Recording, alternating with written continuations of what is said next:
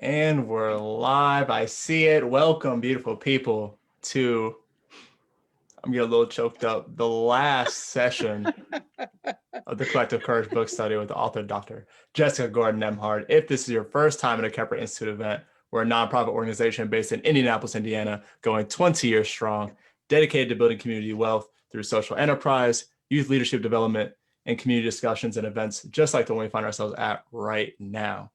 This is usually the part where I'd say to go to kepler.org/donate to contribute to our annual campaign. And I would say that, but we actually not only met, but exceeded our campaign goal of $300,000.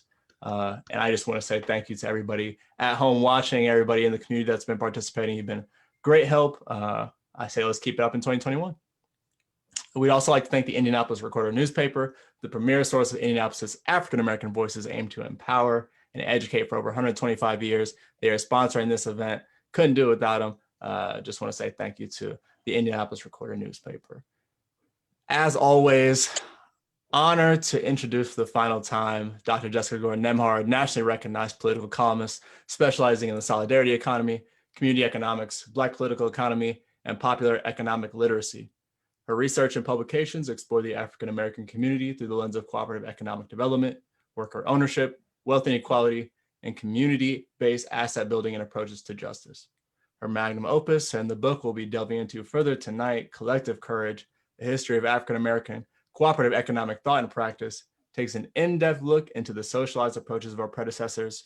And we are here tonight to wrap up our exploration of how we can use those same approaches today. Without further ado, Dr. Gordon Nembhard. Good evening, everybody. Yeah, I'm getting a little sad here too, thinking about it's our last official night together. You know, it seemed like we had so much time when we started. And now here we are on the last chapter at the end of the book, the last day of our program. Let me not forget to do my acknowledgements. I want to do my land acknowledgement to the original stewards of the land and to remind us how important grassroots control over land is, even in these colonized parts that we're in. I also want to recognize and bring into this space my ancestors, our ancestors, and remind us not just of those who were enslaved, but those who continue to labor without just compensation, and those who continue to struggle for racial justice, including Black Lives Matter movement, and all those who are struggling against anti-Blackness and police brutality, state violence, etc. And to remind us that we stand on the shoulders of those who have used economic solidarity and cooperation for liberation. So here we are at chapter 10. And you were also supposed to look at the timeline. Ms. Fair and I were talking about that timeline and how important it is to the book. So don't forget, if you haven't looked at it, don't forget to look at it. Because it does, I tried to put sort of everything that had anything to do with mutual aid, economic solidarity, and cooperatives that I talked about in the book. I tried to put it with a year so that you could follow the history and the sequence and see where we came from and where we got to. So we've got that in there. Chapter 10 was my effort to kind of try to sum things up, but to do one of those, what do you call them? Those summaries where you're also kind of realizing what you've learned. So not just summarizing the facts, but sort of talking through and trying to look at the things we've learned from a different lens. So this time I was trying to say, you know, what are the main components that we learned in each of the, I don't even know, it's not even the chapters, each of the journeys that we took through the book.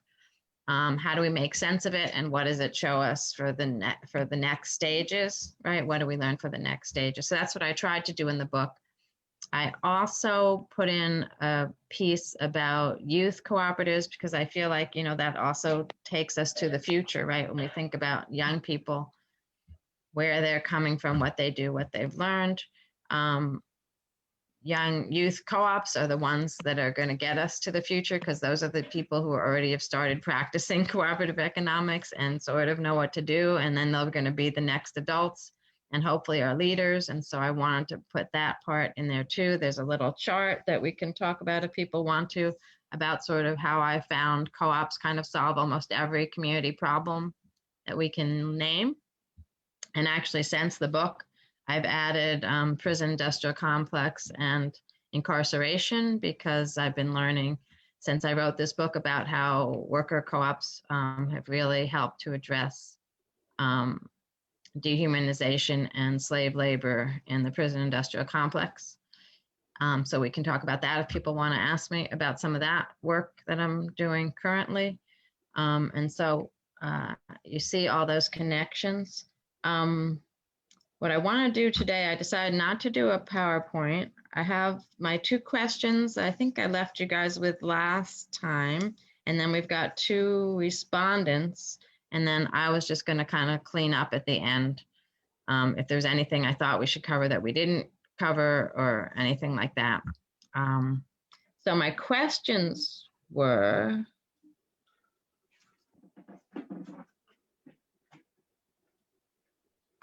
I think I was asking, what could you learn from the time? Look at the timeline and what could you learn from it? And then my other question was, how do we deal with the challenges of cooperative development and cooperative sustainability? So people can jump in, I guess, either question. And then we'll go with Aguila and then Ms. Paulette. Well, I certainly will when it's my turn to speak to what I've learned in how I was already inspired, but how just looking at it on the written page in the timeline especially. I think with the timeline, what stood out to me more so than anything is that as time progresses forward, you start to see more and more events taking place, more events in a single year that were worth transcribing, because in the early 1800s, you might have, or even in the late 1700s, it'll be like 1780, 1787, then it'll jump to like 1830, right? So there are pretty big leaps in some of the landmark moments in cooperative history. But as you continue to move on, those events become more and more prevalent.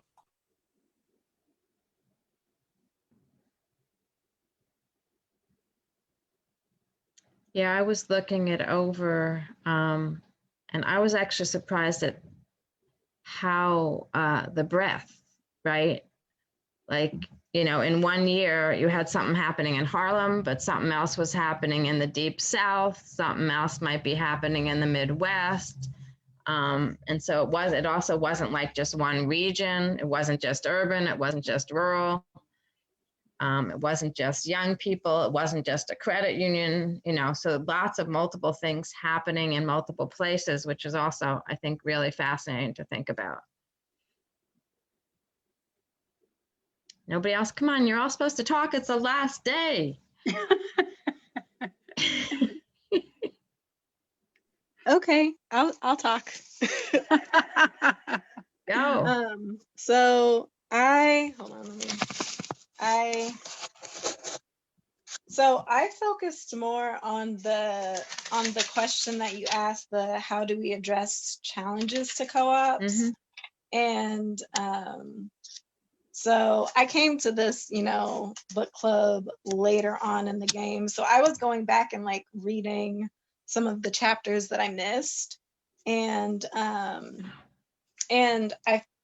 just like maybe not all of, but most of the challenges fell under like what you said, the lack of capital, the lack of like training and education, and then just like straight up discrimination and like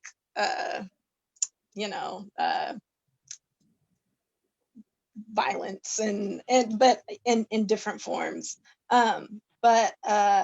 So I thought that when it came to like overcoming those challenges, it was of course like how some of the co-ops overcame like challenges to capital by like pooling resources or like doing, you know, asking for dues like in small increments or whatever that people could afford, and like paying in pieces, what does it say?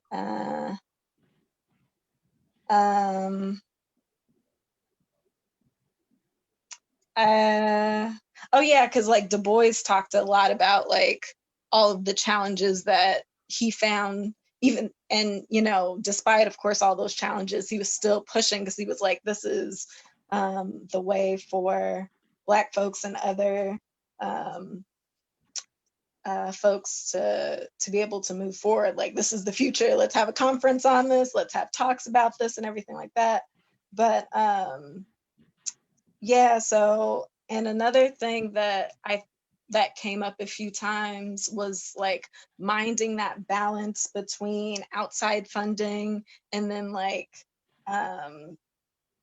outside, what did I say, outside funding opportunities, and like versus like the oversight that comes with that funding, and making sure that that's not something that's like hindering the growth or actually like forwarding the growth, or undermining it. Because like with those, I know that they weren't technically co-ops, but with those communities that you talked about, like early, with like, I think one lady was like, oh, I'm gonna start a society for folks who were, you know, or wait, was it they were enslaved or they had formerly They had been enslaved, yeah. So she bought enslaved? them and then freed them by putting them into this community she created. So it was very paternalistic. I mean, it was a sort of a nice Yeah, idea, but very it was like paternalistic. so weird. And then it was like, but y'all aren't equal, and like it was really messed up. But then like and of course she had good intentions, but that's not it wasn't an empowering situation by any means. But juxtaposing that with like the Gullah community of women that were like, no, we're going to be insular, we're going to, you know, do this for ourselves, we're not going to take we're not going to necessarily need outside help. But then looking at with Fannie Lou Hamer and how there was funding from the outside, but in the long term, she was against taking funding, and how that actually wound up hurting that enterprise. So just like kind of walking that line, I guess, is important. And I guess, yeah, that goes along with the independence and self-sufficient, like within the community.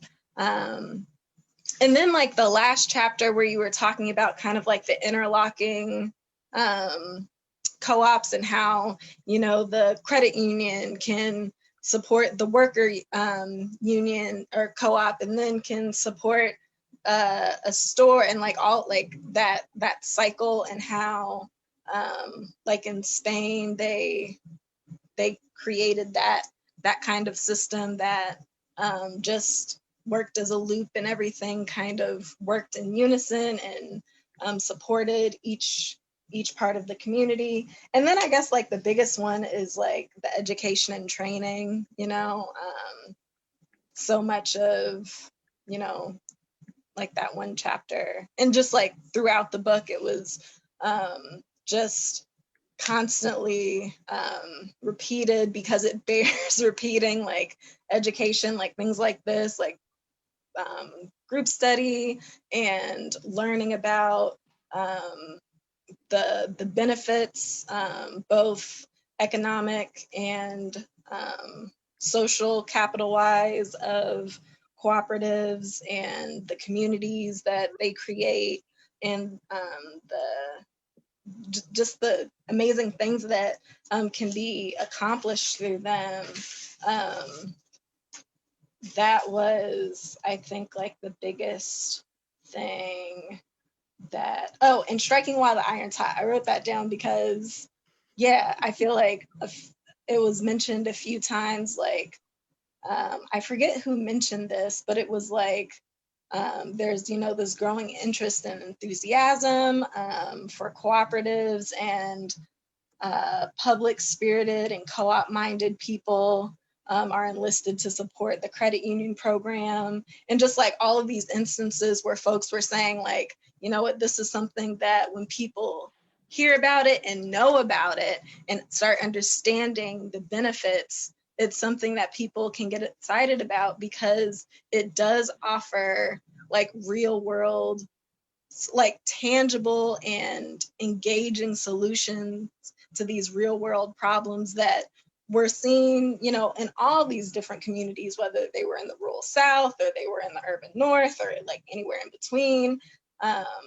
It was something that, you know, through education and through camaraderie and building like trust and solidarity and all of that, people were really, or are really empowered by. And yeah, I have other quotes, but I feel like my notes are very bad, so I'm just gonna, yeah. You've been doing a great job. This is excellent. Yeah, I think it was Ella Jo Baker's newsletter report that you might be talking about when she used to go around to meet with all the different chapters of the Young Negroes Cooperative League, and she was finding that they were enthusiastic when she came to talk and all that kind of stuff. I think that was where you got that quote from. Yeah. But yeah, once you start to talk to people about it and people realize, you know, can put words and action to the ideas, people really get caught up and excited and connected. That's sort of what I found too when I started talking about this around the country as well. Mm-hmm. Thanks. What was your name again? Oh, this is Imani. Me? Imani. I'm so sorry. It's okay. I knew you, but I was like, thank you.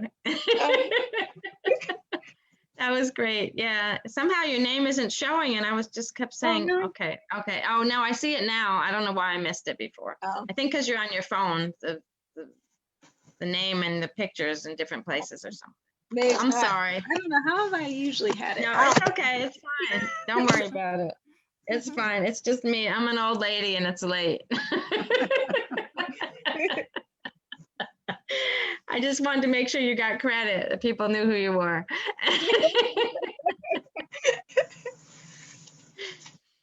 Okay, now no one's going to want to follow you because that was just fabulous. It was fabulous. I was just going to say one of the other challenges that I was thinking about is just overcoming the, I guess, the cultural stigma that's been built up surrounding collective enterprise. You know, there's like a big red scare still kind of going on. People don't like words like communism or socialism. And I think overcoming that cultural barrier and showing people that it's not as exploitative as most propaganda would have it, you know, have you believe. You know, we're not all going to be starving. There's not going to be like vast famines, you know. Just showing that it, as Imani said, it does have real material, real tangible benefits that other economic disciplines that I will not name do not provide. I would like to jump in quickly. I have a confession. Please. This is my first book group. I just moved to Indianapolis and I was looking around like, where are the people who are where the rubber meets the road? And I moved to Indianapolis with this fine book. And I was beside myself when I found out this institute was hosting this discussion. So I'm like, oh, I could be embarrassed and miss the first 9 and not show up to the last one. And if nothing else, I can tell the author the pain that it takes to write a book like this is worth it. It has transformed me. And then to sort of, I work for an organization. So I'm in Indianapolis because I want to be an Episcopal priest. And there's the first Black woman elected a bishop in the Episcopal Church in the United States is the Bishop of Indianapolis, Jennifer Baskerville Burroughs. I came here for her leadership. I also came because I'm interested in how churches can read churches, not just, well, actually, I take that back. I was an organizer before I got into this path. And so I believe in the power of collective action in institutions. So I'm interested in schools, nonprofits, churches, how we can come together for political action, but also to do economic work.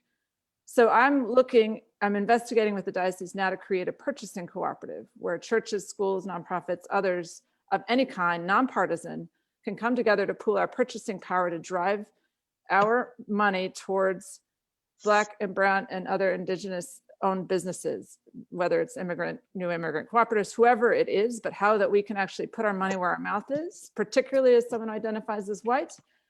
Like, how are we not just in book groups and talking about this, but actually doing something that's going to materially change people's lives? So I moved to Indianapolis because I have this spiritual calling, but also this passion for cooperative economics and how churches can create markets. So that's what showed up today. And this chapter, pulled it together in an important way. You talked about networking and relationships. That's why I was like, well, she wrote about it in chapter 10, that networking and relationships. So that's what I'm here tonight. So I've been working with this Community Purchasing Alliance that was incubated in Washington, D.C. Oh yeah, I heard about them, yeah. And so I've been learning from them, working to help build some work in Chicago, especially in the Lawndale neighborhood, which is very experienced economic divestment. I moved from Chicago to Indianapolis. So I'm winding up that project and trying to figure out how to be grounded in Indianapolis in that work. So I hope to stay connected. Imani, I thought you just had some great comments just now and insights. Thank you. And I just was like, ooh, I'm the person lurking. I would like to say who I am. Yeah. Yeah, So thank you for coming. And really just Elizabeth to kind of listen. Moriarty? Yeah, yes. Okay. And I'll put my contact info in a minute. I'd like to reach out to people as I hear more of what you're saying and figuring out what we can build. So I'm interested in I was also part of a project where we redirected capital to an organization in Lawndale to build new houses on city-owned vacant lots. I felt this happened in May, and as the city was shattering. But I think what happened to me and the people at my church was shattering our illusion of our powerlessness. And so we were in relationship with this group, the Lawndale Development Corporation, that has just started a co-op development incubator. And so I was in conversation with them, and we figured out a way to raise money to redirect the capital because they were having a hard time getting a loan for a model home. Wow. And so we raised the money for the first model home, and then they've leveraged it for financing on 2 other homes, and they have a vision for 1,000. So what I'm interested in is looking for other people who have big dreams that I can get institutions behind to drive the business to them. So that's kind of. Well, you should know Capru. Yeah, you should know Capru. I think. Yeah, I say you came to the right place. So Is yes. the email still in the chat? Is the email still in the chat, or you might need to put it in again for Capru? Okay. I'll reach give out my to plug. Capru.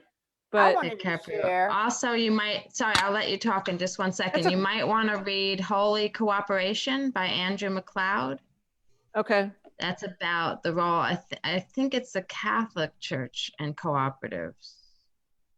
And then also, I just wrote a piece for the School of Theology at Vanderbilt. They have a special issue that just came out like in December or November on co-ops and religion, or co-ops and spirituality or something. And I wrote a short piece. I mean, it doesn't say anything much different from the book, but anyway, they have some other writers in that issue. Thank you for that. And So, yeah, I'm interested in working with anyone, whether they're churches or not. That's just sort of where I locate myself for right now. And I'm also interested in how that can be built towards political power, like challenging the systems that restrict that. So like what kind of laws and other things we need. So thank you for that. I will be quiet and listen, but wanted to express my gratitude. No, it's great to have you. Thanks for coming. Pambala, were you the one who wanted to say something? Yeah, and I wanted to say, for me, I guess what I found inspiring was the Federation of Southern Cooperatives, long phone. And I guess I got to move away. Paulette, can you put your mic on mute for a minute? Okay, so no, it's not muted yet, Paulette. Oh, okay, thank you, dear. So what I found inspiring was the Federation of Southern Cooperatives, the Loan Assistance Fund, and the Home Care Cooperative Association. And to me, in that question about how to overcome obstacles, one of the things that to me was very apparent was like, of course, both of them, they started with real needs in the community. But not only that, it wasn't just like one, I guess you would say, focus on one issue. So, like the Federation of Southern Cooperatives, they bought land, they got into housing. I think they got into credit unions. They had a number of credit unions. So to me, it's kind of like, and this, like you said, locking or interconnection, that if you're going to be sustainable, I feel like it shares that you have to be looking at what are the needs in the community and how can you create other cooperatives that, like can support one another, like Imani said, and then begin to grow it. And so and then even when y'all were talking about policy, so the Home Care Cooperative Association, first they started out with just, working with home care people and getting them trained. They created their own school. And then they decided that, they were going to help to influence policy. And then also they created another division that worked with disabled people. So to me, it is, I think, very much about, not that, they initially went into that, but how do you begin to create synergistic cooperatives and enterprises and policy that lend to that sustainability. And then, in the context of the leadership for the the Federation of Southern Cooperatives, I felt like they were willing to use resource that was available, but on their own terms. So they used government money. They came up with ways that people could pool and that kind of stuff. And then they found ways to create other cooperatives and support each other. So to me, those are all aspects of it. And the focus on young people, because to me, if you don't cultivate the next generation, then it's going to die out. So, I really enjoyed reading about the different efforts to educate young people, to give them opportunity to do cooperatives and work with them as a part of it as well. So to me, those are the ways, and those were the two examples that I felt like were real world examples that still exist today of how to overcome those obstacles. Yeah, great. Beautiful. Thank you so much. I love the way you pulled those things together. And yeah, those are existing co-ops that have lasted, 20, 30 or more years now. Somebody else. Okay. Jane, thank you so much for your comments. Yes, I tried to make it a hopeful book. I actually got into the whole subject of solidarity economics and cooperatives because I was so tired of, economics usually is just looking, especially Black political economy is always looking at all the bad, right? Just how everything's so horrible and right. And I just, it seemed to me like there's got to be a way you could look at things economically that didn't have to be such gloom and doom and so depressing all the time. So when I started to learn about, community controlled economic development and cooperatives, and then the history of Blacks doing this, I also got excited because it was a way to talk about economics, but not be always talking about the deficits and what we don't have, but what we do have, what we do, agency, and that kind of thing. And what else did you say? Importance of people continuing to cooperate. Yeah, the year of the co-op in 2012, and resilience, right? And the other thing is, right, it's another example of that resilience, right? No matter how bad things were, we were able to figure out ways to come together and to at least survive, if not prosper. And sometimes we actually got to prosper out of these strategies. Natalie, did you want to answer Elizabeth, or you're okay with what you wrote? Yeah, I'm okay with what I wrote. I just wanted to hop in. It's such a small world because I do work for Prosperity Indiana, which is the statewide community economic development organization. We basically do the basic needs work, but definitely not at the grassroots level, at grass tops or whatever sort of level. But we do have access to resources and we do policy work. And as a coalition builder, it is my job to figure out how I can connect, folks who are on the ground doing work with the resources that I come into contact with every single day. So absolutely, please, Elizabeth, and also anyone else. Also, hi, Imani. Hi, I was just about to say hi. Great. One last comment, and then we'll go to Aguila. we have anybody else who wants to comment on the challenges or the timeline? Come on, we got like at least 10 other people on this call in this group.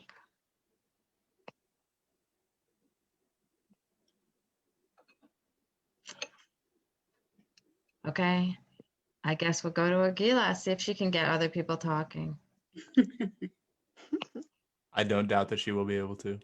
Right. I'm gonna take that as flattery, Jared. But yeah, you know, the folks who came before me said a lot of things I agreed with, and you know, I won't just leave it at ditto and peace out, but yeah, just kind of to build off of and answer the two questions that you had put forward, Professor Nembhard. I think as I was looking over the timeline, it's just, you know, really clear that communities of color, especially Black communities, globally in the US have always been engaging in acts of resistance. And, you know, that's what I think the history of cooperative movements are, is an act of resistance.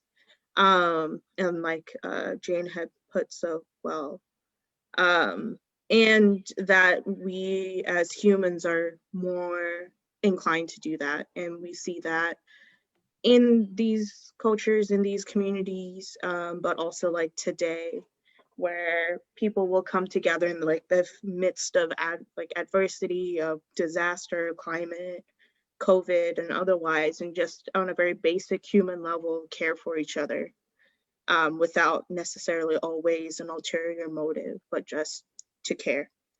And it just reminds me of this anecdote. I don't know if this is necessarily true, but I always remember hearing this. I think it was from an anthropologist, Margaret Mead, who was asked, like, what is the earliest sign of civilization? Was it a tool? Was it agriculture? And she had, I think, responded to a student, and she was like, the sign of a healed femur. And she said, you know, generally in the animal kingdom, if an animal dies and has like a broken femur, you know, they really can't move much. But it's not like that image of like that healed femur means that somebody like took the time to take care for that person, even though it may not be in the best interest of like what we think as like Darwinism or like social Darwinism of like survival of the fittest. And that, you know, this book is an example of that, of like, you know, based out of survival, but also just this like basic human need to care for each other. That, you know, we have continued to do that, like we have done this and we'll continue to do it. And like why it's so important, I think, to study that history. It reminds me of like the conversation I think maybe we had like 2 weeks ago about failure and like having to rush to failure. And that even though like we may not have seen, you know, some of the examples of the cooperatives may have not passed the bar of like success within capitalist society, it's still valuable for that experience because we're still building on it and we're talking about it and learning from it. And, you know, being in Kepra, like everything that I read in this book, like really resonated with the work that we do here. And especially the piece about like relationships. And I want to read like a quote, I think from the beginning part. Let me bring this up. That was like, okay, so talking about solidarity, where it says, we learned that cooperation is a deliberate and necessary expansion of in-group solidarity and cohesion. Solidarity regulates cooperation on the basis of shared customs, values, and norms, or else it works through a process whereby actors identify themselves with a social group and create a collective identity. We define solidarity as relational pattern, a form of collective behavior, and a networking activity based on trust. And I feel like that like really stood out to me because I think that's a great summary of just like the history and I think like heart of cooperative movements and these cooperative models of how important relationships are, and not just like relationships to each other as people, but to our environment. And like it reminds me of when talking to like Indigenous leaders or folks of like how they frame people as relations with each other or relations in the sense of our environment. They call the environment that, you know, often in the Western paradigm we see as like inanimate or doesn't have life, but that we are all in, I think, on a very like both in like a very cosmic and spiritual level, but also very like realistically, we're all tied together. And that I think, you know, we, as we're living under a current like capitalist neoliberal state, those relationships are like not only like you feel alienated, but they're deliberately targeted, right? So we saw that, like, you know, multiple responses from white supremacists or the state to try and break that up. And so that just shows more like why this work is so important. And that even like these kind of loftier, larger goals of policy, of like changing systems are still super important to be rooted in people and relationships. And that cooperation is like what helps things be successful and sustainable. So that kind of leads into the second point of like what helps with the sustainability. And I think it's relationships. And, you know, anything that we create is created through us. You know, it doesn't just like come out of nowhere. It comes from relationships that we have with each other and what resources and skills other people have that they can contribute to whatever cooperative or system that they have. And, you know, even for us, like all of our work is rooted in that, like, you know, we're able to sustain our work through relationships. And that also includes some of the like harder, like, I guess, like the more tangible, like material resources as well. I'm the grants manager for the organization and like do a lot of stuff with fundraising. And like, that's all tied to like, what kind of relationships do we build with different people, things that we build, and just like how do people feel like they're related to us in our work.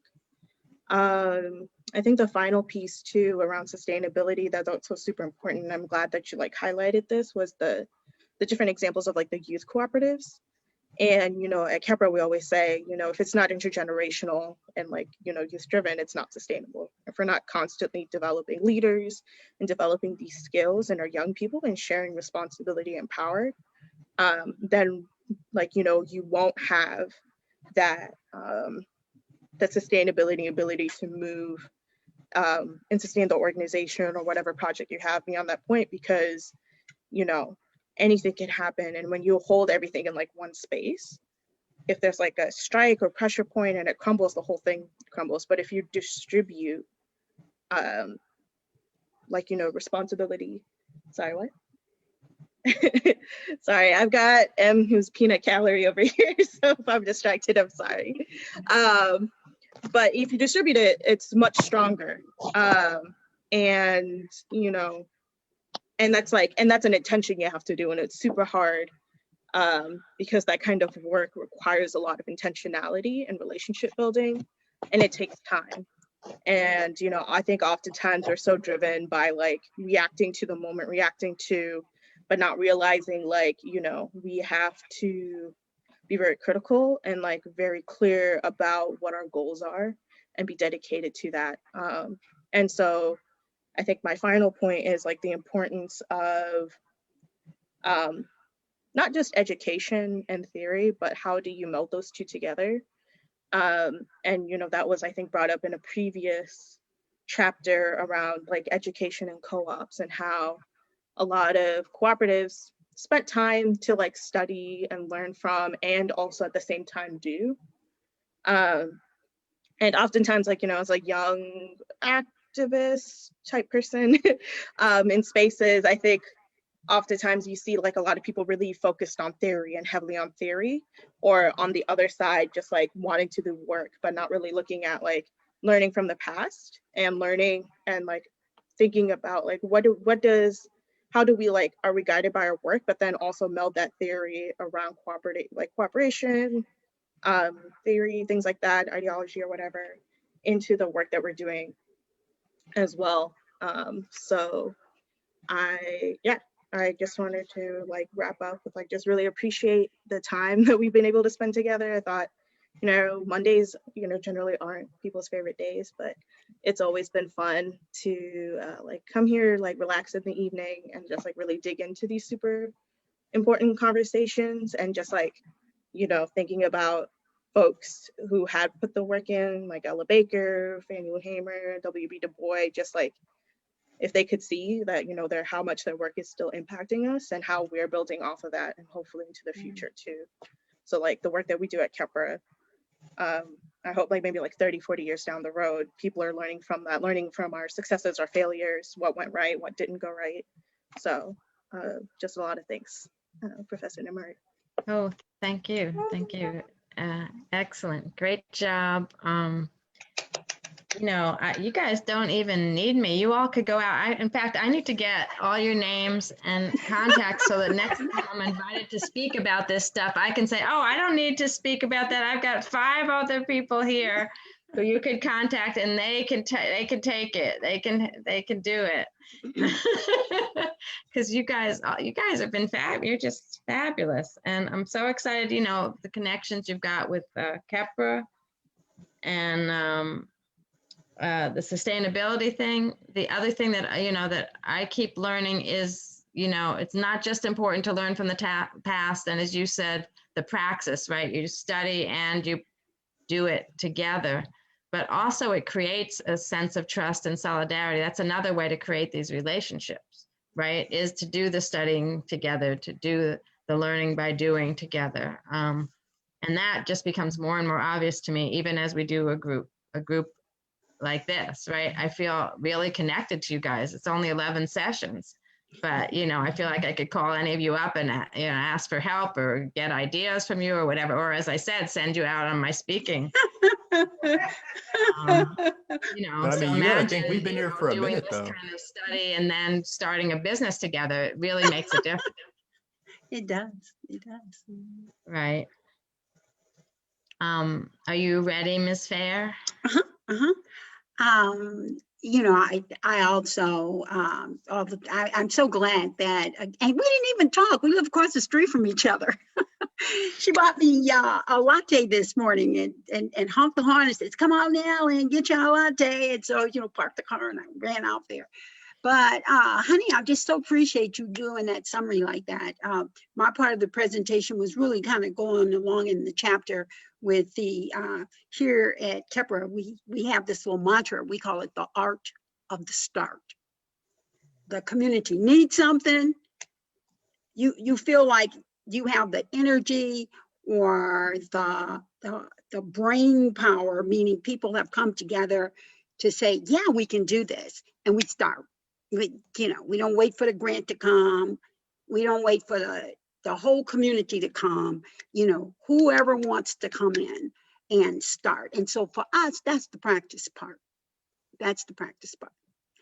But anytime we start something, it's always about, we have got to get together and be not just responsible, but accountable to each other, which builds the trust. And in that accountability, we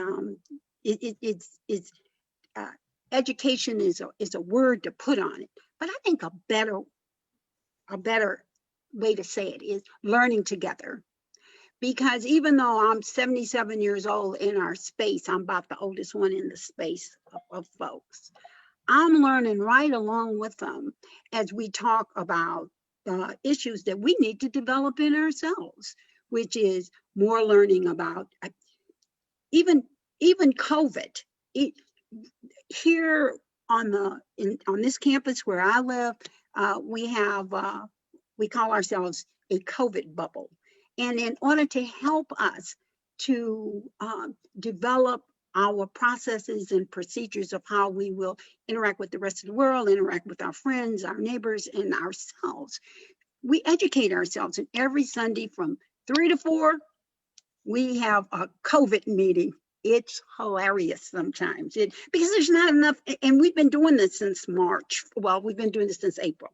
We all got sequestered March 14th. So I'm just back to saying, while we are practicing that or anything else that we do with the art of the start, we are also learning. And it's that information.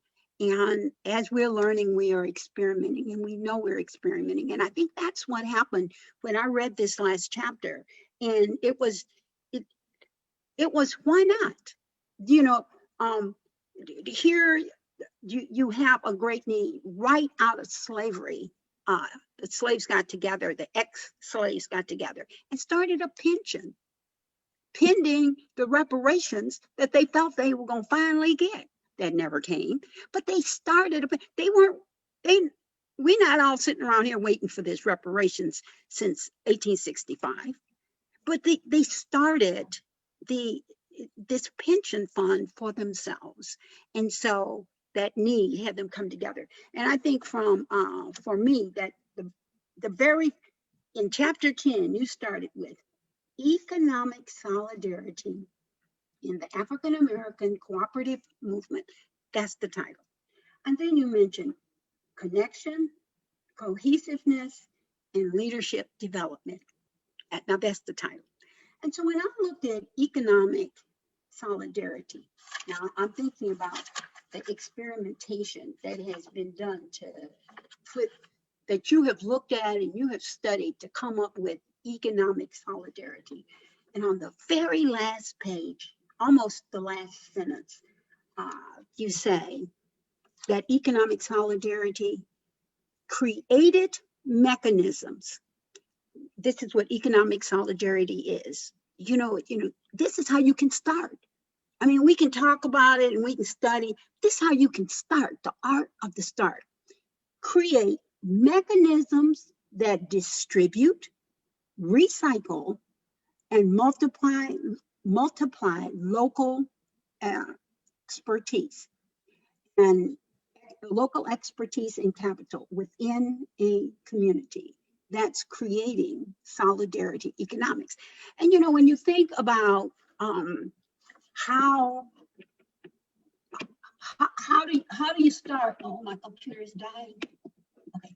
When you think about how do you start? You see, you started it off the very first two words, and then the last sentence was this is a start. This is just a simple little start that the mechanisms create the mechanisms that distribute, recycle, and multiply, coming together and starting good, as with a co-op, as with a couple of 2 or 3 businesses before you even start to make a co-op, just collectively. The mechanism that you can distribute, recycle, and multiply local expertise, as in a lawyer that everybody uses, as in an accountant that everybody uses, as in here, everybody takes a day to cook, and so we feed each other, but just creating the mechanisms that start that. And I think that part in the book from the first page one, after I read it a couple of times, and then I went back and said, what do I really want to say? You can tell I'm operations here at Tepra, and how do you make that first step? And then you just keep walking. You know, when J. Rue mentioned that here in the very early, when you look at the timeline in the back, I like to think of it as a compendium of not just a timeline, which is just straight, and this happened here, and this happened here, and that happened there. But in a compendium, it really talks about and looks at what that little mark on the line, or if you decide to do a timeline like that, what that little mark really meant in itself. It's a few words, but it's a whole experience that this group had. And when you look at ours, look at the one in the book here, it starts at 1780. And as J. Rue said, you know, it's 10 years, it's 20 years, and then it starts to speed up. It's because it's like that pebble, you know, that one co-op that those people got together, and as they went different places in the world, or their children went different places in the United States, then they had that experience of collectivism. And I think that in anything that really starts to going, then other people find out about it. And I think here at Kepra, we're so dedicated to modeling the behavior we would like the community to have, the community around us to have, to say community engagement. And so when we talked about here in the book, you go through a whole section on youth and youth development and all the things that so many youth collectives are doing. I was so pleased to see that, to encourage other people that you can go into a school and just start in with that first mechanism on economic solidarity. That's really going to be one of my mantras. And with economic solidarity, and to help people understand that, as Aguila said, that trust is about relationships. And how do you build relationships? You know, that build relationships. Oh, really? How do you do that? You just go talk to people. Well, if you just talk to people like you normally talk to people without intentionality or thoughts, first seek to understand, then to be understood, then you'll be a long time getting to those relationships. And having relationships isn't something that is taught in schools or in many places, and especially places that that are helping youth or that are putting together programs for youth. Many times it's top down is a good word to say it, but when somebody who knows comes to help somebody who's new, it generally goes like, I know, I can tell you, and when you finally know enough, then you can work with me. But to build a relationship and to help people understand that with all these co-ops, however they start, that part for coming together, building relationships through education, really helps strengthen. And if trust is the issue, and it is the issue, that it will develop from that. Another thing I wanted to mention was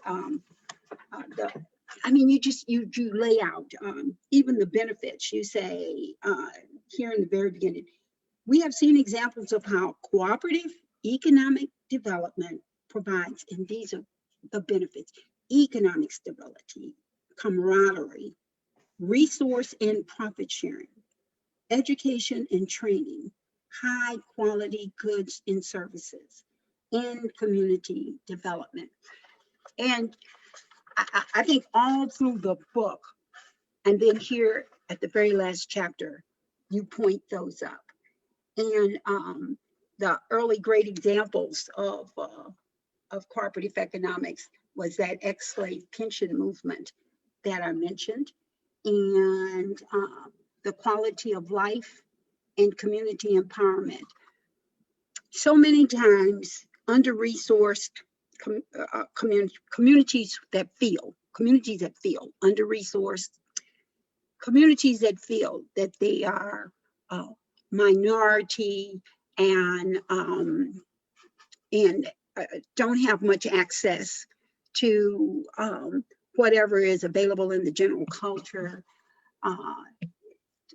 They don't feel empowered, and it's hard to get them to feel empowered, to remind them that if it is to be, it's up to us, and let's just get together and do what we can do for each other. Let's just come together. And so with that, that economic solidarity, improving the quality of life, you just list them, and community empowerment, share resources with other cooperatives and with community organizations and residents. I know that here at Kepra, it's not like we have some grand funder somewhere on Wall Street that keeps funneling money to us. But what we do know is that collecting the community together. So while we are a collective, we reach out. In fact, we call ourselves, what is that?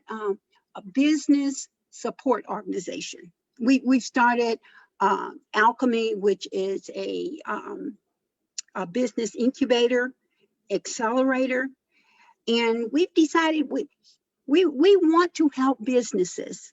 We want to help aspiring businesses, but we want to be an entrepreneurial support organization for people who are not even in our incubator.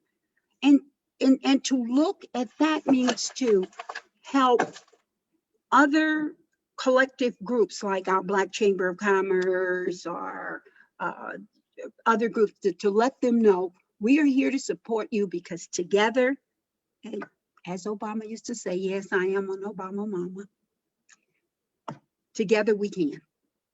And so as I read it felt so good to read that we are on a path that others have come across and we can uplift and hold their work up. One of the things I did want to ask you about to expand upon was you said that in cooperatives, the consumer, in cooperatives, the consumer is usually the focus. In unions, it's the work, the environment for the worker and the money for the worker. Was that in unions? No, it was the product. And so I wanted to expand, and you said sometimes there's a crisis around that, or it's an issue around that. And so I wanted to ask you to expand upon that when it's on page 217. And it was a consumer co-op whose workers were members of a traditional union had to, the union in the co-op piece wasn't able to meld together because the union was about the worker and the co-op was about the consumer. Another piece that I thought was really interesting was with the workers, balancing returns to labor and returns to capital are very important. Privileging labor over capital, but returns to capital are important.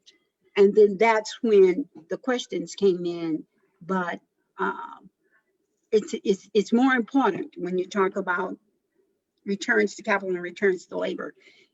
It's more important for solvency, employer benefits, high quality products, but the quality of both the work and the products, along with the focus on the co-op, is often on the consumer. And so I kept looking for ways that some of the co-ops had maybe managed that issue when it came up. And let's see. Okay, wait. That's a lot of questions. Can you hold the third question for me to answer the other two? Oh, okay. Or Well, did it was all in that one. Get it all out? Okay, get it all out, and then I'll try to answer. Well, it was just that was all in together. I was just reading and just lumbering right along, and then all of a sudden I was smacked with the focus of co-ops is often on consumers, true, but the quality of both the work that the workers are doing and the products are sometimes come in crisis. And I couldn't really find who had that issue and how they settled it. And the only other thing I wanted to mention was strategies and activities that the Mondragon movement is the example of. Success depends on identifying existing individuals and community assets and pool and organize them as a resource for production in cooperative enterprises. And when you get to that, it is more than an aha moment, because it's back to the future together, and to reach out to others in whatever way. So that was it for me, because like I said, the very last sentence was the seeds have been planted. The seeds have been planted. When you think of all the people way back in 1870 when they started. Well, 17, no, that wasn't 1870, that was 1780. 1780, yeah. Right. In 1780, when folks. Well, first that was- records. Yeah, the the first first records record. of the first mutual aid, but we know all kinds of other mutual aid was happening. Right. And so those people, that was the first formal one. And then it just started to build and to build. And now here we are. And people know the words cooperative and now are ready to say, we are more important than the. So I'm finished. Thank you so much. Wow, that's a lot. I tried to write down the questions. You might have to repeat them, but I think I've got them. And I'm going to go from your last one to your first, I think. Mm-hmm. But thanks for all that. Thanks for reading some of my words back to me. Sometimes I actually can't believe I wrote this stuff. You know, you get into a zone and you write the book and then you move on and you're like, oh, I did know all that once. I did say that, didn't I? So thank you. So the first thing about the individual and the group, right? One of the things, I also started this chapter with a quote from Chancellor Williams, who I don't know if you all know, but a famous Black historian from DC. And it was really interesting to me that, and his history of whatever it was, the construction and deconstruction of Africa or whatever, I forget the name of that book. But anyway, he had The this destruction of Black statement. civilization. Construction, right, thank you. His statement, but he also said something more that I didn't actually quote, but you know, his statement about cooperation was nature's most important scheme for survival. But he also said that it was a way where you could take the individual and the group for the betterment of everybody, but the individual doesn't get lost, right? And I think it was important, you know, he wrote that in the 60s. So in some ways it was important for him to say that because of all the propaganda about capitalism and state capitalism and how, you know, it's so automated and it doesn't have any, you know, it didn't make any sense to human beings and you're supposed to lose all your freedoms or whatever. And so for him to go back and talk about, right, it's not only the first, right, what all early civilizations did, what the first civilizations in the world used cooperation, right, but that it didn't mean that the individual is lost. It meant the individual brings their best self. My friend and colleague, Clyde Woods, I think we mentioned him and his book, Development Arrested. I think somewhere earlier I talked about him. He brought it to the music reference, right? The metaphor of the blues and jazz, right? And we know in jazz and blues, right, that improv, everybody brings something, but the music is everybody together, right? That you jointly produce this music because you each bring something. And so it's that same notion, right? That it's not that something's gobbling up the individual or that you have to lose your individuality to participate. It's the opposite. It's the participation that actually engages you more and highlights you, but not overshadowing other people, right? And so I think that notion that we have to bring, especially to the notions of social entrepreneurship and economics, right? That it's, you know, that it's about the we being bigger than the I, but not losing that I. And right. And that's also why I think I tried to focus on leadership development and the social capital that gets built, right? Even though it's individuals coming to do a project and then doing it as a group and making group decisions, each individual still has their humanity. They still have something to contribute as an individual in addition to creating this group thing and the power of the group. And that's kind of the power of cooperatives, that you have that merging without a loss, right? And I think it's important, especially when we're combating, you know, capitalist ideology and individualist ideology, right? That we can recognize that and we can figure out ways to explain it, to talk about it, to teach people about it, right?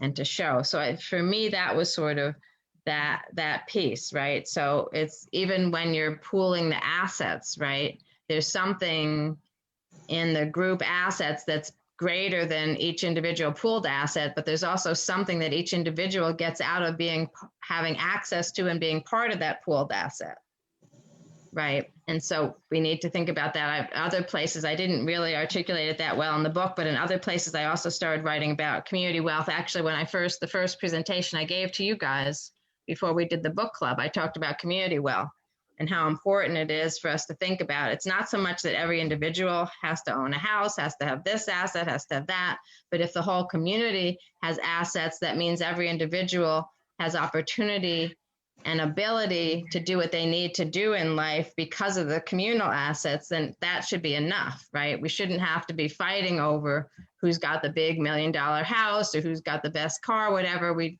need access to transportation. We need to live well. We need to afford our housing, right? But we can do that if we're all pooling assets and using those pooled assets to get what we all each individually need. So I think that's the idea I was trying to get with that.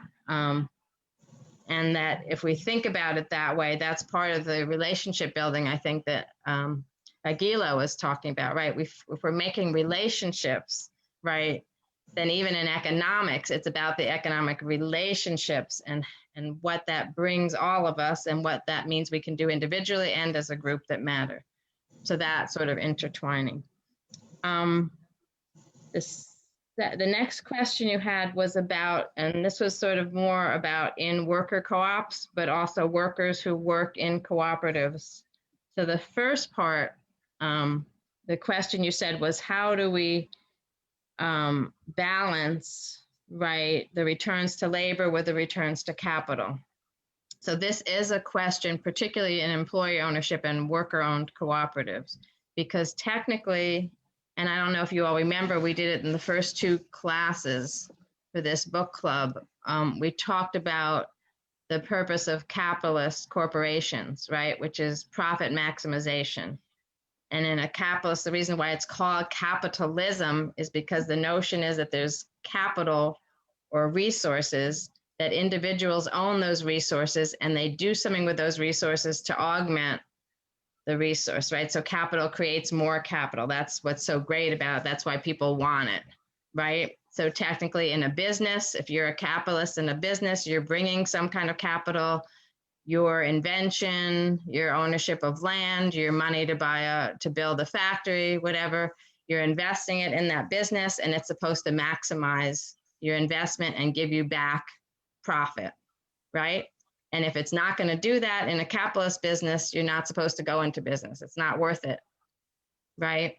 So what I was trying to say in a worker cooperative, the main purpose of a worker cooperative is to provide a good, decent job and to produce whatever it is you're going to produce, whether it's a good or a service, in a humane way that's helpful to all the workers and their communities. So in that sense, the main purpose is the work, right? The work conditions, the control over work, the way that we do work, and that we work in a way that's humane and that helps the workers and the community, right? So that's the main purpose. But we know, especially in a capitalist society, but even I think if we were able to get rid of a capitalist society, you don't get rid of the need for a business to earn some surplus so that it can start the next year in a better place, right? You always have to cover all your costs and have a little bit of money left over to reinvest so that the business can restock, maybe grow a little bit or get better equipment or do something, right? So you always need some kind of surplus. So instead of profit maximization, we talk about surplus in a co-op, because it's not that you're trying to maximize getting more and more money out of it, but you need some attention to the business being able to sustain itself and reproduce itself. So that's what we mean by the balance. So the capital that workers put into worker co-ops are, everybody has to put in a certain amount of money to be a member. Then the co-op itself has capital because it has the product, it has some inventory, it might have a building or equipment or whatever. You still need that capital to reproduce itself and to sustain itself. So you have to have some balance on that side, even though your main purpose, as I said, is on the worker and on the labor side, right? The return to labor should be better. So that's what that means, right? That there's this balance. You want a humane, dignified company that's producing things in a way that's good for society, that's good for the earth, that's good for the human beings who are doing the work, right? You want them to be safe and healthy. You want them, right? All that kind of stuff. But you can't sustain a business unless the business is also creating some kind of surplus, covering all its costs, creating some kind of surplus. And that's what we mean by the returns to capital. So that's, as I said, if we totally got rid of capitalism, I don't think we could get rid of the need for business activities to be able to reproduce themselves. But the difference would be you're not doing business just for the profit that it makes, and you're not trying to maximize profit. You're just trying to stay sustainable. But it may be that we can, the more we practice economic solidarity and cooperativism, we might find out that we don't have to worry about return to capital at all. Maybe we'll figure out some new innovative ways to be sustainable without that. But right now, and especially since we're doing co-ops in capitalism, there is some level that you have to be competitive and you have to be able to stay in the game for the next year, unless you create a co-op where you're only in, your whole purpose is only to do something for a year, for 6 months. Then you can use up all your capital, do it in the best way possible, get the thing done and move on, right? But if you're in it for the long haul, you've got to figure out, you have to have some return to capital so that you can keep going the next year. So that was what that meant. And then the final piece is this tension in consumer cooperatives, but actually even worker cooperatives have a little bit of the tension too, because it's also similar to this issue about how do you stay in business as well as be, how do you stay in business, be sustainable as well as be humane and whatever. But in consumer cooperatives, again, their purpose is not profit, but their purpose is access and low cost, right? So most consumer cooperatives, a housing co-op, a credit union, a food co-op, right? The purpose is to get together so that you can get access to the things that either you didn't have access to before, or they were too expensive, or something like that. And so pooling them, buying in bulk, pooling your resources to get what you need at a lower price. So then there's this conflict though, if you have workers in that co-op and the workers are not members, which traditionally, now we have these multi-stakeholder co-ops where workers and consumers can be in the same co-op together. But in the original model, consumers were the members and the workers were not members. Now, you would assume that because consumers were not in it for the profit, that they had some allegiance to and concern for the workers. And some consumer co-ops, you volunteer, they don't have paid workers or very few paid workers, and the consumers volunteer their time and kind of self-exploit themselves. But one of the examples in one of the Harlem co-ops, right, was that the workers were in a union, and the union was saying the workers have to decide how many hours they work and when their breaks are and what kind of vacations. But in a co-op, it's the co-op members who decide all that. But in that grocery store, the co-op members were the consumers, and the workers were unionized, but and their union was telling them, oh no, the store can't tell you to work an extra hour because they need to be open till 9 on Thursdays or something. This, the store can't tell you when or whatever. That's stuff the union and the workers decide, right? So there was this clash because neither sort of understood each other, and they didn't know that there was a model of a hybrid co-op where you could have both worker interests and consumer interests at the same time. So that was a clash. There's a lot of clash. Okay. Agricultural co-ops have a very similar clash, right? Mhm. Agricultural co-ops are owned by the landowners, not by the ag workers. So the landowners, they may actually work their own farm. So they're also workers, but they also hire workers. But they're trying to keep costs down so they can make as much profit when they sell their produce, right? So if you're a farmer in a farm co-op, and most of the farm co-ops are like producer and marketing co-ops. They're not co-ops where everybody, like, it's not a collective farm where everybody's just working together, right? Most of the farm co-ops are co-ops of farmers who are then buying equipment together, buying trucks and distributing or processing the material together. But how do they treat their workers? Their day workers. Their day workers have nothing to do with the co-op technically, right? I mean, in our world of solidarity, we care about the workers.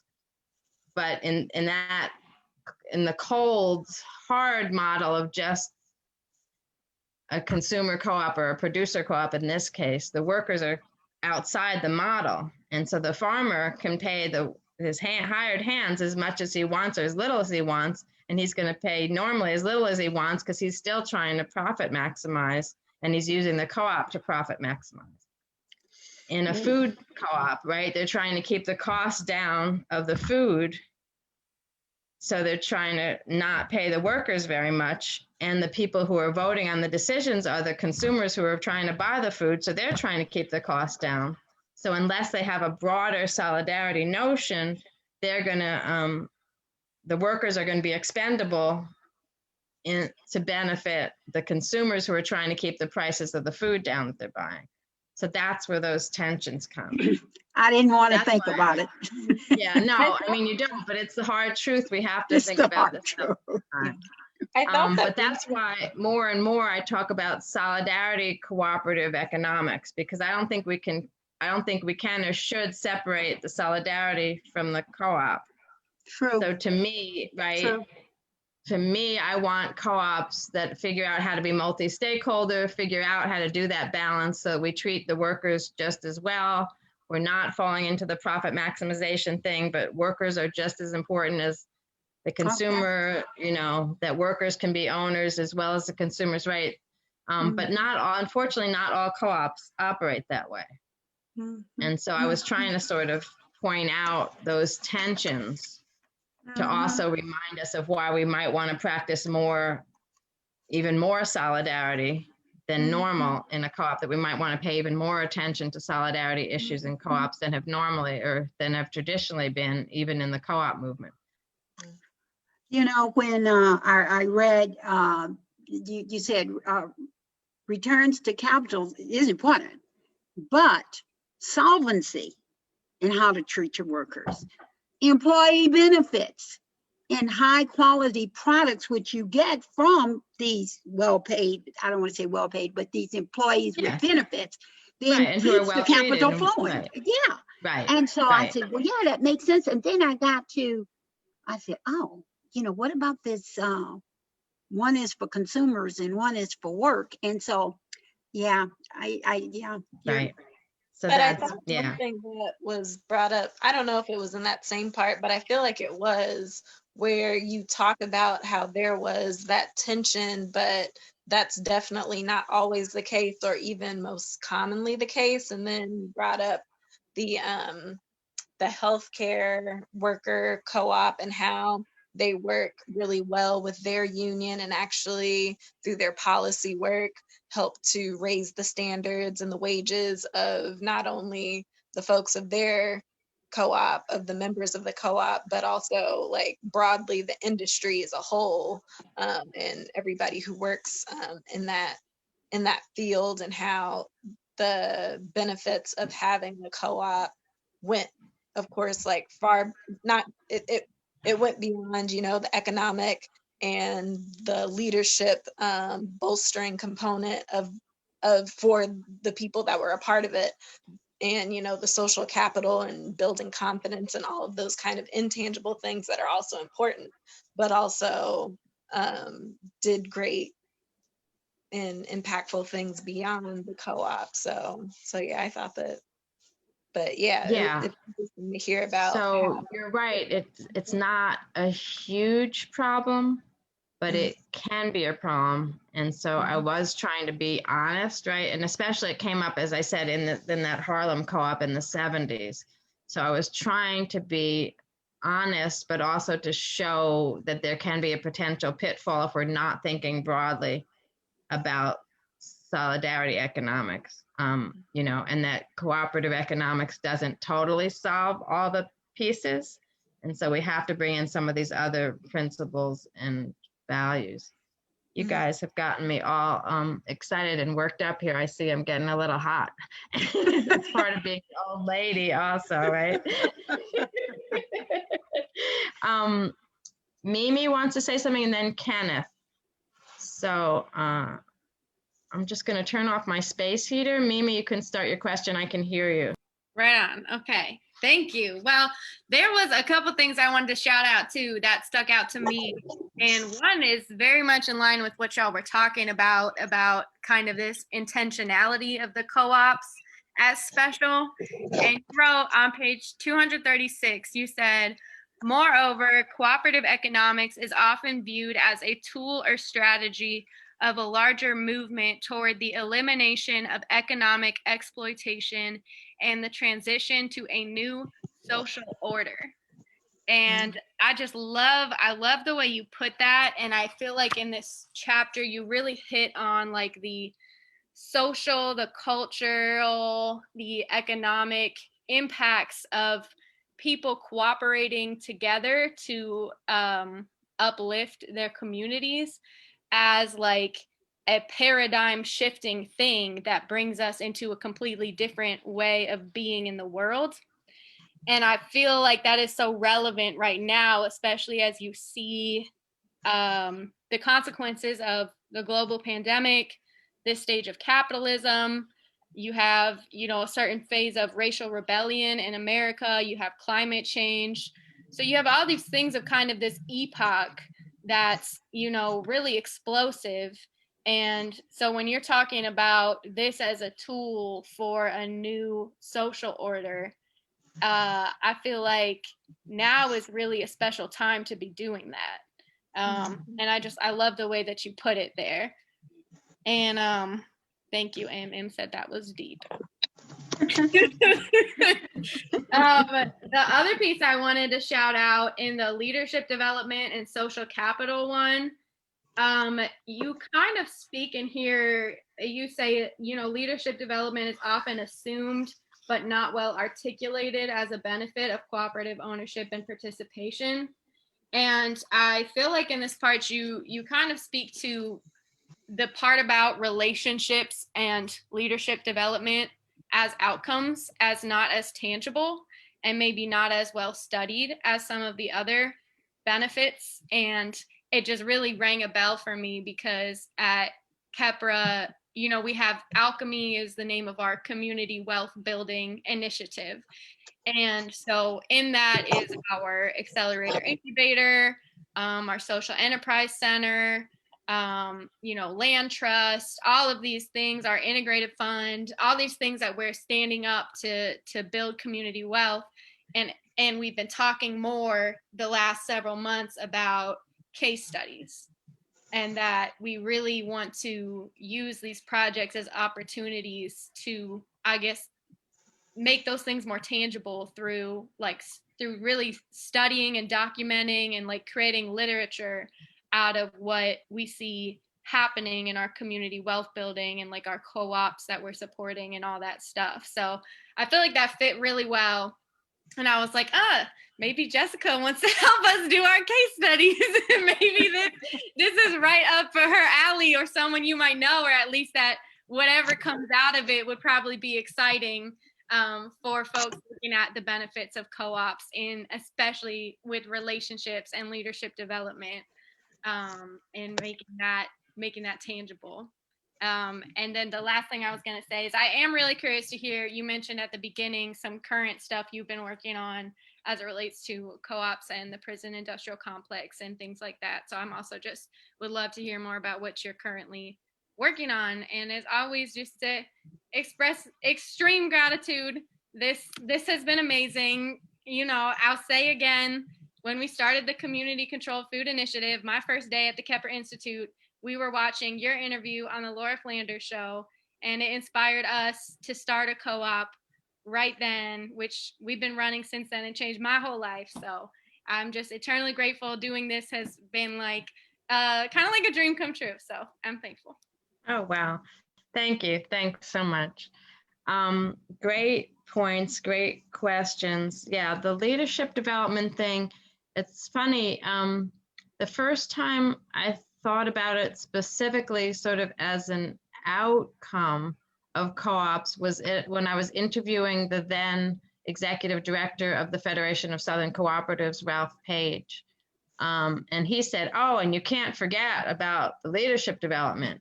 You know, we've had so many staff people and members who have gone and done this and done that. And one made it all the way to the US cabinet under Clinton or something. And so I started looking into that more after he said that. I started noticing and thinking and asking it when I started studying other cooperatives. And then I had another colleague, Sigmund Schipp, an urban planner who was looking at what he called social capital development from worker co-ops and how people learned, all those networking skills and how to work in teams and that kind of thing and how important that was. And then I was realizing, okay, well, that's another spillover effect too, because you learn those skills and capacities in the co-op, but then you use them in other places in your life. And that's when I started looking at it happens for women, for youth.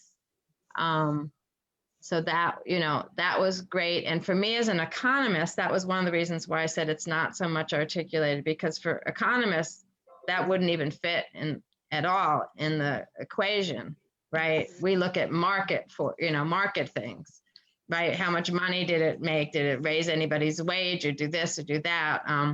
But this stuff, even though leadership development might help make people more marketable or give them more,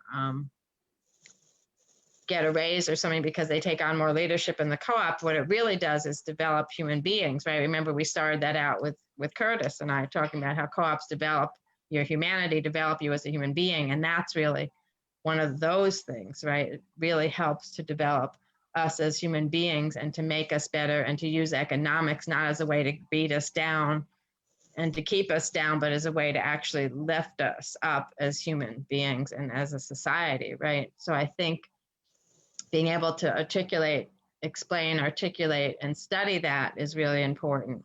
I mean, I'm certainly ready to help you with any case studies, but as I said, you guys are more than capable of doing all this stuff yourself. You've proved to me over these weeks. But I'm happy, you can pick my brain. I can, help give you ideas if you need some people who might actually help you do the writing or whatever, but I'm sure, I have no doubt that you all can do this and can do this work, and you're poised right now. You're asking the right questions. You're articulating these things. You're And what fine. are you doing? And what are you doing? Your new pieces that you're working on? I'm Yeah, just I wanted to get real quick. I'm sorry. Let me sneak in real quick. Em wants to get his 2 cents in. today. Okay, and then Kenneth, and then I'll talk about my new research. Okay. First of all, thank you. Ditto everything everybody else has said. Yeah, I'm put you on camera. I'm trying not to. He needs to get closer. I'm trying not to be inspired, but it has been inspiring. Thank you. I've got another project in mind that we can work together on, and I think will fit and support what we're both trying to do. I'll hit you with an email soon. But my question, when you get through with the co-op work, is your take on the insurrection. Oh, Lord. Yeah, we haven't talked to you since then. I'd like to hear that. Was there someone else that was trying to speak? I thought I heard Kenneth. Oh, okay. Kenneth. And I thought we talked about the insurrection last time, but anyway, let Kenneth do his question, and then I'll talk about the prison incarcerated worker co-ops. I was going to yield my time. I thought that the young lady who asked the previous question or made the last statement was really good. My question is more esoteric, and I'll email you if I can get your email. But thank you for your time. I'll put my email in the chat. Yeah, I wanted to end with her, but go ahead. I liked everything that she said, so I will yield my time. Thank you. Okay, great. So yeah, just quickly, the insurrection, I thought we really did talk about it. The white supremacist terrorism, right, is still alive and well. I was appalled that the Capitol Police and whoever else was supposed to safeguard the Capitol acted like it was a surprise, because we've been hearing about it for months. I knew that Trump was planning something that day. It's also amazing. I don't know that we all realized it, but the DC is the only chapter of the National Guard where the mayor has the mayor, because we don't have a governor, right, has no authority over the National Guard. The president has authority over the DC National Guard. So, of course, trying to call the National Guard against the president's voice is not going to be very helpful. So Congress people had to go to Maryland and Virginia to ask them to activate their guards to help, or to get their guards to get the approval from the Pentagon for the DC Guard to go protect the Capitol. So the whole, so that whole piece, the whole politics is crazy. But, unfortunately, I've been saying this, I said it from when Trump got elected. We're in similar times to the 1880s, which was the resurgence of white supremacist terrorism, right? After Reconstruction was over and the white supremacists were like, we're not happy, things were too liberal. We let too much stuff happen. We're not letting it happen again. That's what we've been living with for 4 years. It culminated, people didn't see it at first, I think, but finally in the last month or so, I think people see it, that we're on the edge of fascism, and, the white supremacist violence is on the rise and taking advantage of both the fact that, we're in other kinds of crises, and taking advantage of the fact that they had somebody in power who was, supporting them and egging them on and that kind of thing.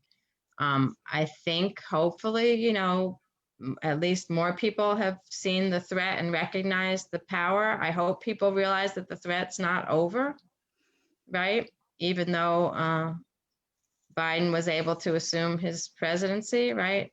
He's a moderate, but also whether he was a moderate or not, the threat isn't over. They're still, they just took over Arizona again or whatever. And remember, they tried to take over, what was it, Madison, Wisconsin or something. I mean, it's, so we have to, eternal vigilance is the only thing I can say on that. But I will end on a positive note, which is incarcerated worker co-ops. So I've been studying other countries. We don't have it, though Puerto Rico has some. Other countries have allowed their prisoners to create and own worker cooperatives. Now, some countries, the incarcerated people don't own the co-op by themselves. They're part of what like in Italy, there's a whole set of social co-ops which have worker ownership for social service workers, but also they help create worker co-ops for their clients as part of a way to help rehabilitate or support their development, like what would be an example? Italy has some social co-ops for recovering addicts, where they create their own worker co-ops, and that's part of like the therapy, is to be in charge of your own worker co-op. And so they have similar ones in prisons. But Ethiopia and Puerto Rico have co-ops that are solely owned and controlled by incarcerated people while they're still in prison. And these are just fascinating. The one I studied in Puerto Rico was an artist co-op. And they were able, well, first of all, actually, they had to get the law changed in Puerto Rico, because Puerto Rican law had originally said if you were incarcerated, you couldn't be a member of a co-op, especially not a board member. So they were able to petition the governor and the state assembly and get the law changed so that you could be incarcerated and run your own co-op. And so then they formed a co-op. They got the League of Co-ops of Puerto Rico to send them a co-op educator to come in weekly and teach them about cooperative economics and help them set up their business. The League of Co-ops also then helped, like it's one of their major places where they sell their artwork. They get invited to co-op meetings and co-op conferences and stuff and sell their works there. They have a memorandum of understanding with the corrections office to rent space, computers, telephones, etc. So they give 15% of their profits go to pay back the corrections office for all the materials and things that they use. They also got permission for some of their members to go out to the co-op conferences and sell their wares, but to pay for guards to go with them. But the main thing that happened with this co-op is when you talk to the members, the way their life in prison was transformed, because now they were running their own business. They had a new, different kind of relationship with each other, with the other members of the co-op. They were able to do art, sell it, make enough money to send money home to their families. The co-op created a policy that if you were a parent, you had to pay, give child support. You had to give some of your earnings to your family so that your children could get some money. So you couldn't be in the co-op, be a parent, and not use some of your money to pay for your children. They had a bunch of other similar kinds of rules. Some of the incarcerated people who became members really were able to transform themselves and their lives while in prison. And many of them got sentences commuted for good behavior because of their activities and their time in the co-op. So the one man who I did an extensive interview with, I think he had 3 consecutive 20-year terms that he was doing or something, but in 11 years, he actually got out. Wow. He was secretary of the co-op for part of the time that he was in the co-op. And actually, he was a poet. He wasn't even a graphic artist, which most of the co-op were sculptors. But anyway, he talks about just the whole change in his relationships with other people in the prison, with his relationships with himself, that kind of thing. In Ethiopia, one of the prisons there has a whole set of co-op development programs, especially for women and youth who are in their prisons. And their policy is they actually have a micro lending, state lending facility at the prison specifically to lend money to do startup co-ops. They train some of the guards in co-op development to help the incarcerated people to create their co-ops and to keep their co-ops going. If you get out of prison, you're allowed to remain in your co-op. So you live outside, but you go into the prison every day to work in your co-op, so you don't lose your relationship with your co-op or lose your work. Actually in Italy, some of the prisoners go out to work in their co-op and then they just sleep in the prison at night. So there's all kinds of really fascinating, once you start to study what can be done with worker co-ops, you see fascinating human development and human relationships that happen because you allow people to have that human dignity in the work that they do and in the reason for working, that kind of thing. So I know we're out of time. I've written a little bit about this. I'm trying to get some money to do a lot more research on this so that I can really do some robust case studies about how this works and why it works and how we can use it, especially if we fund more things like that, right? How we can really transform prison experiences and maybe even show how we can, it might be part of how we can explain how we can abolish prisons. And why we should abolish prisons. Crazy. So Co-ops are really the answer. From prisons to peep shows, apparently. That's what I said. From food security to public safety. Because you can also do security co-ops, worker co-ops. Security co-ops that are worker owned. Anyway. Right. Yeah. Security co-ops. Take any problem and take the principles of solidarity, cooperation, and we can figure it out. Wow, it has been. I just wanted to remind everybody that Jessica is going to allow me to take the timeline of African American cooperative history, 1780 to 2012, selected events. Because when I first started reading the book, I went to the back and just looked at all the inspiring co-ops and the multitude, the multiplicity of the variety of what people had started that she was able to even document. And so I'm going to turn it into a PDF and put it on the site with her lovely face and all the dates that have now passed. And maybe we'll put in that little space, sorry, it's over, but here's a summary of co-ops that that might inspire you. And J. Rue's going to help me get this on the site. Okay, So- just make sure to put the source. Poet To Fair, identify Cooper the Institute. Hey, See we me if sign you have an ourselves around issue. here. Finding Anyway, sources it's has really been pounded into me. a great pleasure. Thank you so much Thank for you. pulling this together and allowing me to do this, and for everybody for showing up Thank you so much. and contributing. These 20 weeks have just flown by, truly. Hey, thank you. Thank you. Thank you. So when can we Have a good expect the night. next Jessica Gordon Nembhard collaboration with Kemper? You know, when's the next thing going on? When we meeting back again? Right? I don't know. You guys tell me. You tell me. Great. Polished prisons in Indiana. Don't worry, Em said he'll get back at you. I know he will. And shout out Trey. Thank you, Trey, for being IT, making it all work the whole time. Every Yeah. time, Blessings, on Trey. time, every time on Yeah, time. we're always open. We always have our pre convo and then rolling.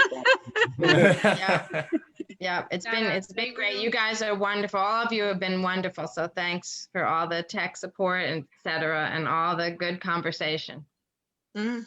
Thank you. Truly. Thank you. This is a classic moment. Back at you. We will miss you, but I have a feeling we'll see you again soon. I have a feeling you fact. might. Good But night, first, I have a everyone. grandchild coming, so I'm out of commission for the next month. Do you But, now? in Congratulations. February, I Congratulations. have a granddaughter, so Oh, on the way. congratulations. Congratulations. Granny is So, a but great word. after that, I'll see you guys. Yeah. Well, Sounds like a plan. Granny is a great word. Welcome to the group.